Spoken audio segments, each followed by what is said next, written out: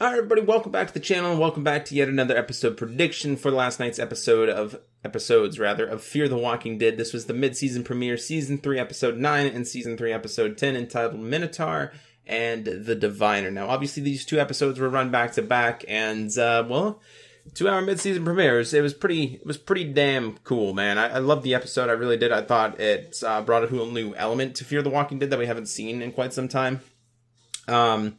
Of the struggle, really, of survival. You know, we've seen it somewhat before in Fear the Walking Dead, like a little bit, not very much though, because they really haven't like run out of food, or, you know, in this case, in these two episodes, the main focus of this was like water, and them having to get water. You know, it turns out they really only have like 6 weeks of water left, and they end up actually, you know, starting to preserve that by rationing it, you know, about, I think it's like 2 gallons per person per day or whatever.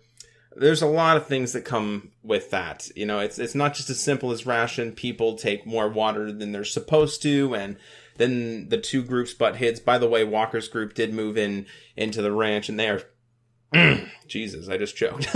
They are living together. So that's like a brand new element of the show as well. You know, them trying to get along and survive together.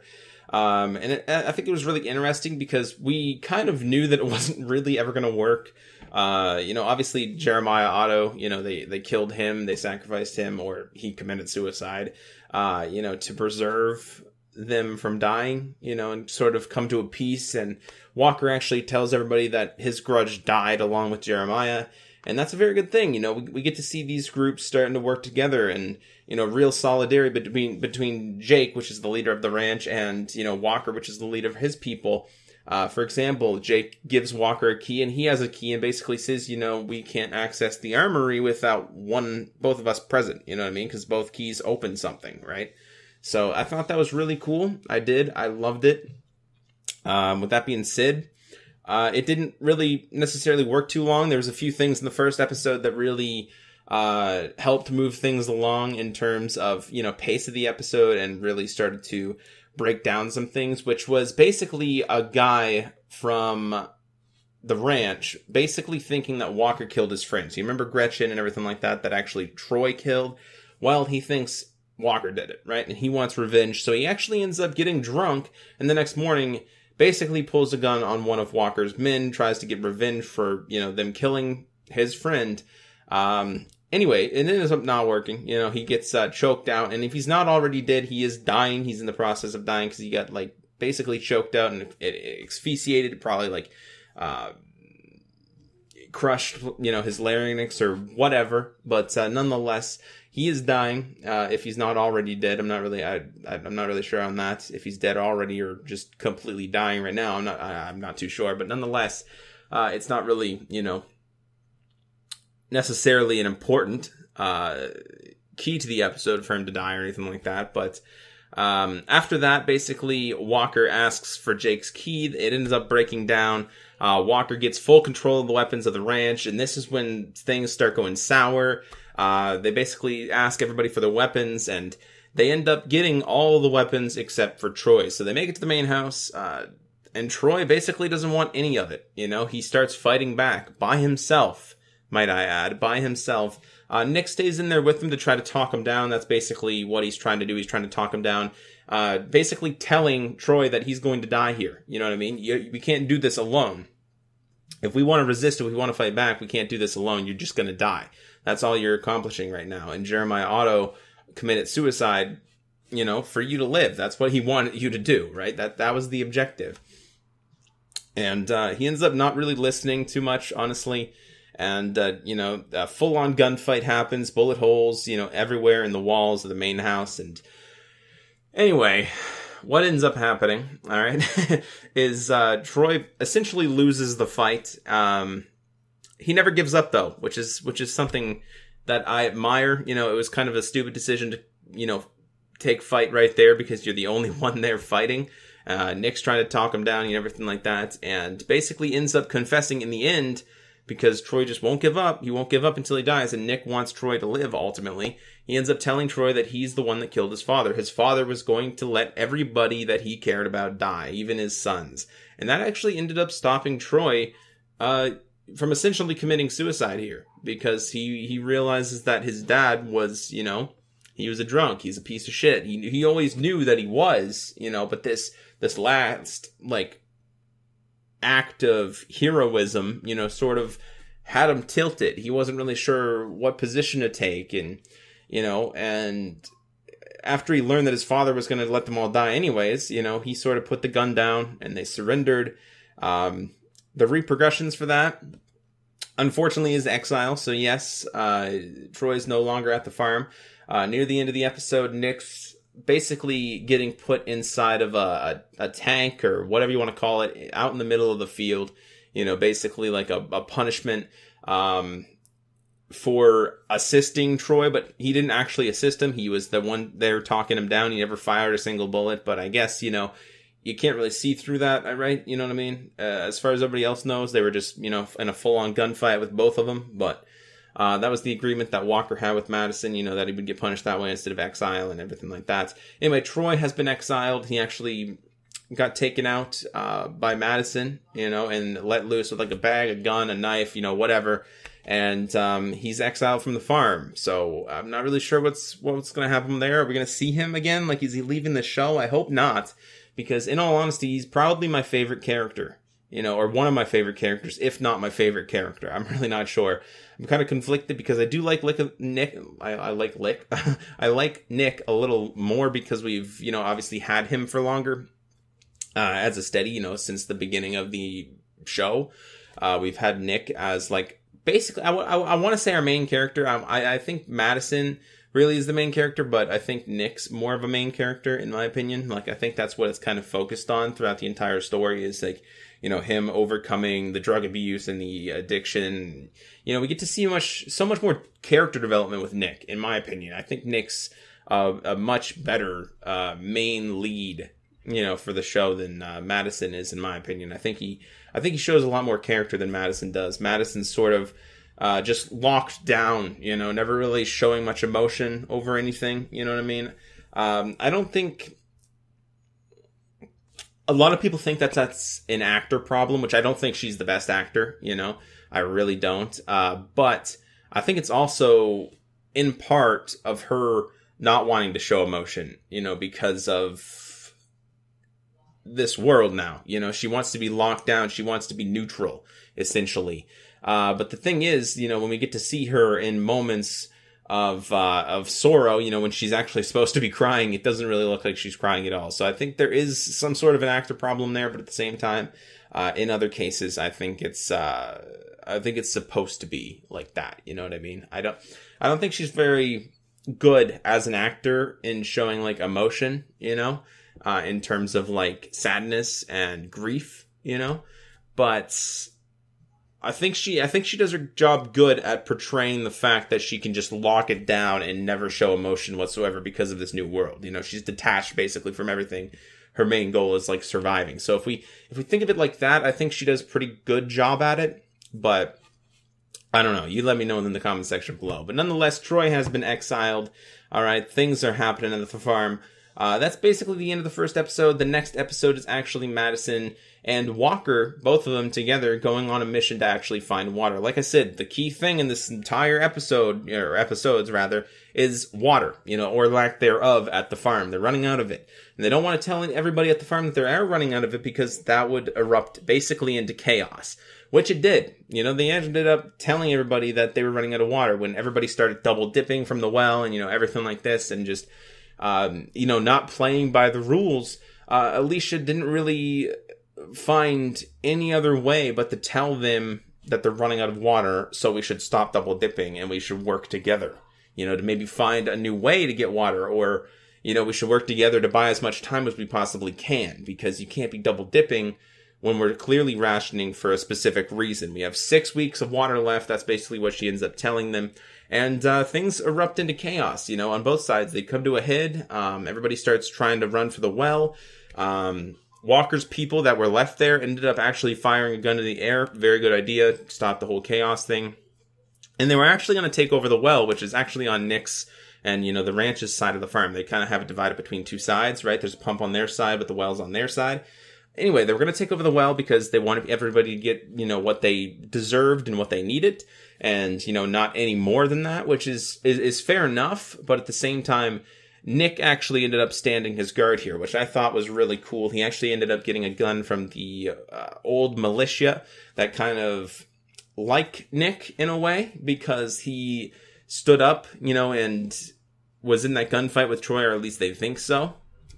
They don't know that Nick talked Troy down, or was trying to the entire time. They have no idea that he did that. They just think that, you know, he and Troy basically, I think it was quote unquote, sacked up and fought back against, you know, Walker and his people, the Indians, or whatever you want to call them, right? So they sort of looked to Nick, you know, for leadership. And after they took all the guns, basically they had one left, and they actually ended up giving it to Nick. And Nick basically drew it, basically saying, you know, you're not taking the well. There's a pump on your side. You know, deal with it. You know, this is what's happening, right? They kind of come to a front, and Nick holds his ground, which I thought was really, really cool of Nick. I think it's a big show in leadership that, you know, he could do this without Madison. You know, I think, honestly, I think Madison is not very good at the whole leadership thing. You know, I think she thinks she's good at it, but I don't necessarily think that's, you know, a good thing, because she always kind of parries, you know, to Walker, right? She always kind of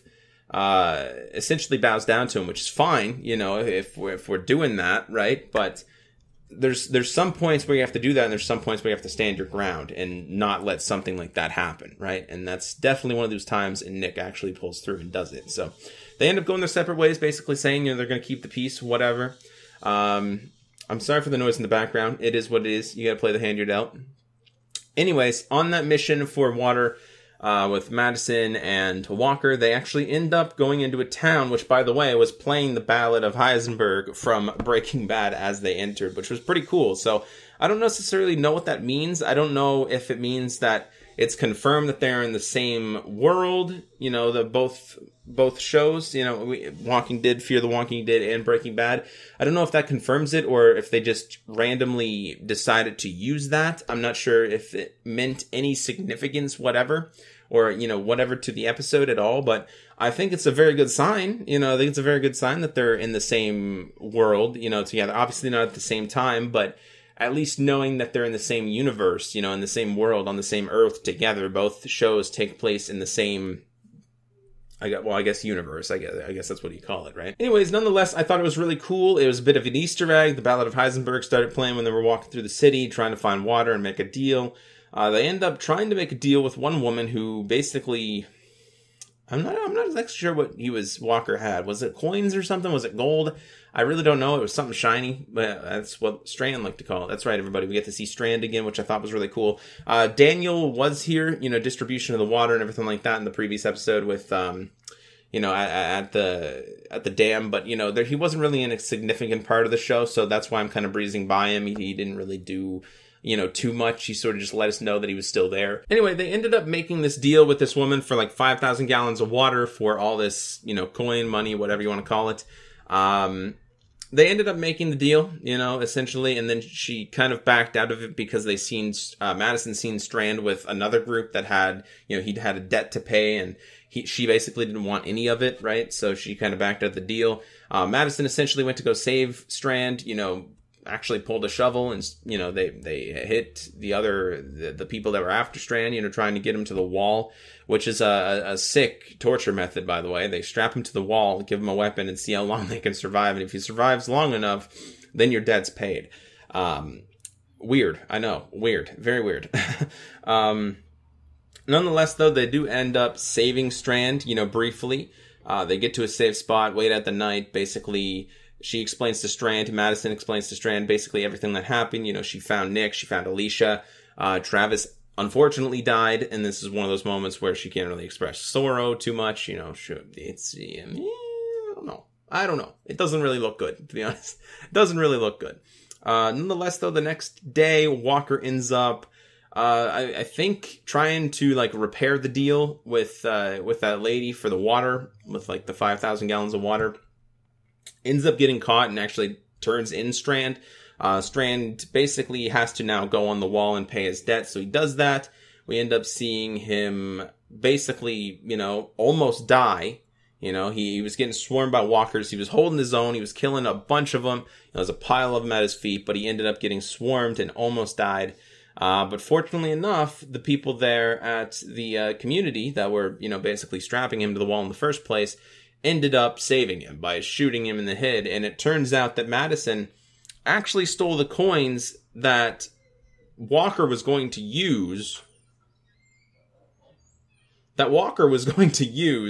For, you know, trading for the water, the 5,000 gallons of water with the girl. He was about to make the deal with her, and turns out all of his coins and all of his gold, whatever it was, is gone, right? And he comes over to Madison, you know, you just basically killed everybody on the ranch for this piece of shit, you know, whatever. She ends up explaining to him that 5,000 gallons of water is essentially a short-term plan, but she has a long-term plan. Strand does, actually.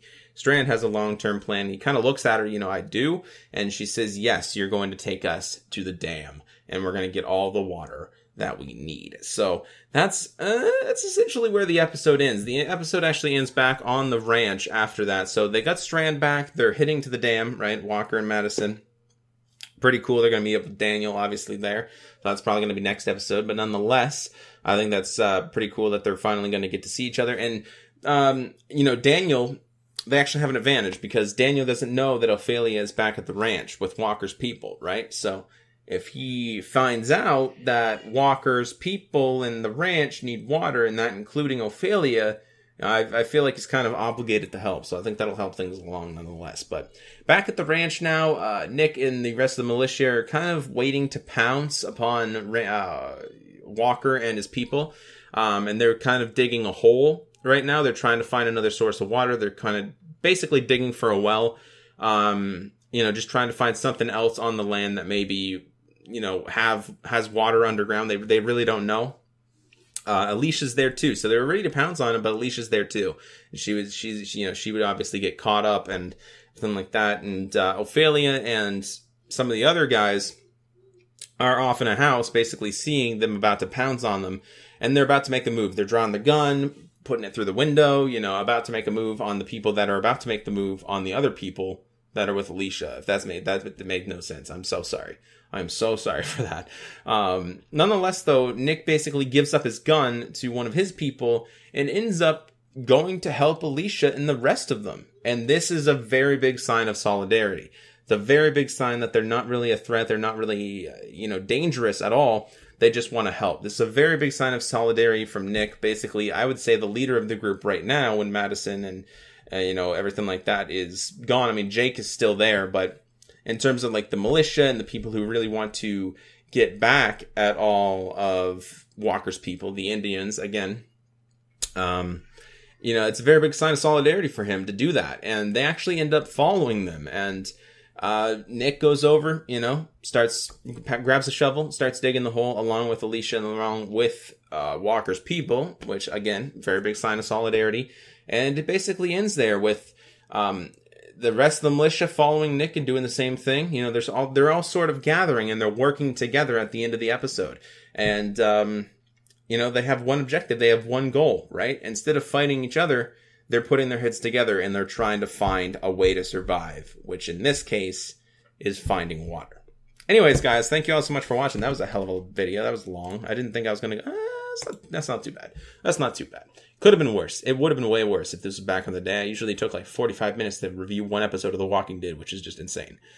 I don't know how I talked for that long without getting an aneurysm, but nonetheless, thank you all so much for watching today's episode review of Fear the Walking Dead. This was Season 3, Episode 9, and Season 3, Episode 10, entitled Minotaur and the Diviner. Make sure you guys tune back on Thursday for my Season 3, Episode 11, La Serpenti? I don't know. I don't know how you pronounce that. I'm not Spanish, alright? I'm not Spanish. Season 3, Episode 11, episode predictions this Thursday. Hopefully you guys will enjoy. I'm gonna go play Destiny 2. I have a problem, alright? I do. I'm sorry. I'm addicted to it, and it is what it is. I'm gonna go do that. I'll talk to you guys in the next video, and it's been Frost, guys. Take care.